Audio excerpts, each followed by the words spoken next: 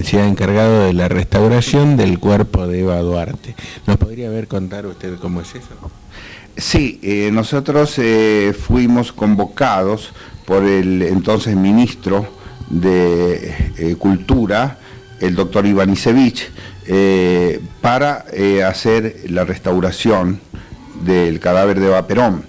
En primer lugar, el problema principal que había que solucionar era el de la conservación, es decir, evitar la descomposición, era prioritario antes de la restauración propiamente dicha, de la parte mecánica, de la parte de prótesis que se hicieron, de las uniones de partes rotas y todo aquello.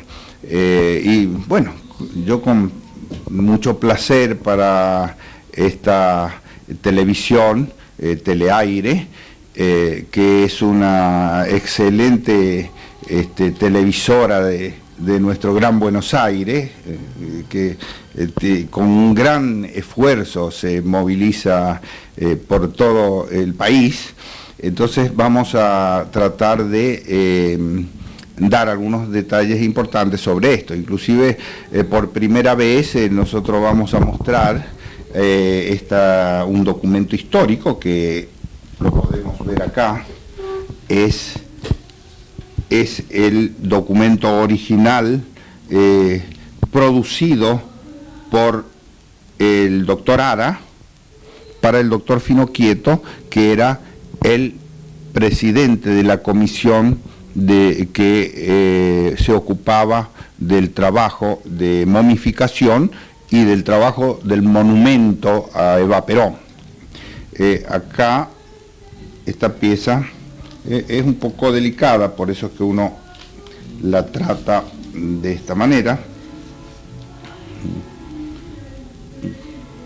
Este informe fue conseguido bastante tiempo después. Vemos que los papeles están hechos en antiguos papeles del propio doctor Finocchieto, lo que indica una cosa muy exclusiva del doctor Ara, que solamente lo conocía al doctor Finocchieto por ocasión de la momificación del cadáver de Eva Perón. En ese momento el doctor Finocchieto dirigía en realidad el trabajo. Podemos observar que esto evidentemente ha sido el borrador de algún documento hecho a máquina, pero está manuscrito por el doctor Ara.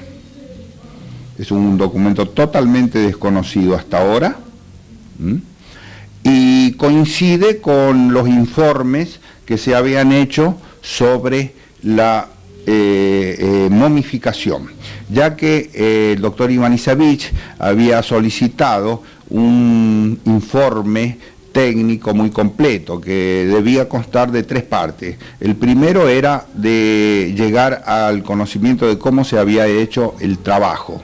El segundo era el hecho de la restauración, cómo se realizó, y el tercero era cómo se debía conservar de ahí en adelante. Entonces, este informe es muy completo, porque la segunda parte de cómo se hizo es el informe que se llevó a cabo durante el trabajo y que es conocido. En segundo lugar, cómo se tenía que conservar también era conocido, ya había sido publicado, pero lo único que no había una certeza total era sobre la momificación, ya que el doctor Ara no había dejado elementos así técnicos. Él cuando escribió entre medias tintas, pero no dio detalles. Entonces acá tenemos una prueba de lo que fue el informe que se hizo en ese momento de la restauración. Constaba de esa parte y está coincidiendo exactamente lo que acá dice. Sería largo, lógicamente, leerlo porque es un jeroglífico, poco menos que no es fácil leer y son muchas páginas. Pero nos dice sobre todo de los elementos que se usaron, las formas en que se aplicaron, la técnica que él usaba para la momificación. ¿Cómo encontró el cuerpo usted cuando hizo su trabajo? Bueno, el cuerpo tenía diversas roturas, de diversos grados de gravedad, desde raspones muy superficiales, después ya cortes más profundos, quebraduras y mermas y faltantes de algunas partes. Las partes más dañadas, que por lo menos las que nos producían una preocupación mayor, eran las del cuello, porque había incisiones muy profundas donde había comenzado una cierta proliferación de microorganismos y se encontraron inclusive hasta insectos dentro, porque las aberturas permitían dejar espacios internos. Ese fue uno de los mayores problemas. No obstante eso, la descomposición que al principio nos asustaba, después comprobamos que no había llegado a ser al estado de amoniacal como para que hubiese peligro de que no sea reversible esa descomposición. Entonces todo eso, una vez solucionado eso, se realizó la parte estética. La parte estética, la parte de la aplicación de las piezas se hizo en la misma cripta funeraria, la cripta de Olivos, de la capilla de Olivos. Y la parte de algunas copias, porque se hicieron varios calcos, no exactamente calcos, sino facsímiles, para poder darle la exposición correcta a la nariz, a las piezas, al cuello, a las piezas que había que posicionar.